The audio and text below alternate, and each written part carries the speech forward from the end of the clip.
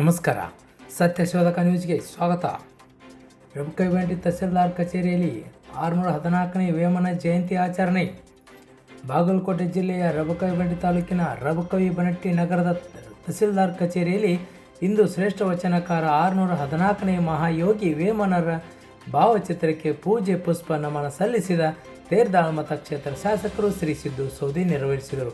ಶ್ರೇಷ್ಠ ವಚನಕಾರ, ಕವಿ, ಸಮಾಜ ಚಿಂತಕರು ಮಾನವ ಕುಲದ ಏಳಿಗೆಗೆ ಶ್ರಮಿಸಿದರು ಮತ್ತು ಈ ಜಯಂತಿಯನ್ನು ವೇಮನರ ಜ್ಞಾನ ಮತ್ತು ಸಂದೇಶಗಳು ಜನರ ಮನಸ್ಸಿನಲ್ಲಿ ಮೂಡುವಂತೆ ಮತ್ತು ಶಾಂತಿ ಸಮಾನತೆ ಹರಡುವಂತೆ ಮಾಡುವ ಉದ್ದೇಶ ಹೊಂದಿದೆ ಎಂದು ಶ್ರೀ ಸಿದ್ದು ಸೌದಿ ಹೇಳಿದರು. ಉಪಸ್ಥಿತಿಯಲ್ಲಿ ರಬಕವಿಬನಟ್ಟಿ ತಹಸೀಲ್ದಾರ್ ಶ್ರೀ ಗಿರೀಶ್ ಸ್ವಾದಿ, ಕಂದಾಯ ನಿರೀಕ್ಷಕರು ಪ್ರಕಾಶ್ ಮಠಪತಿ, ಗ್ರಾಮ ಆಡಳಿತಾಧಿಕಾರಿ ಸದಾಶಿವ ಕುಂಬಾರ್, ರವಿ ಗಡಪ್ನವರ್, ಶ್ರೀಶೈಲ್ ಮೇನಿ, ಕಿಟ್ಟು ಲೆಂಡಿ, ವೆಂಕಟೇಶ್ ನಿಂಗ್ಸಾನಿ ಮುಂತಾದವರು ಹಾಜರಿದ್ದರು. ವರದಿ ಪ್ರಕಾಶ್ ಶಿರೋಳ್, ರಬಕವಿಬನಟ್ಟಿ. ನಿರಂತರ ಸುದ್ದಿಗಾಗಿ ನೋಡ್ತಾ ಇರಿ ಸತ್ಯಶೋಧಕ ನ್ಯೂಸ್.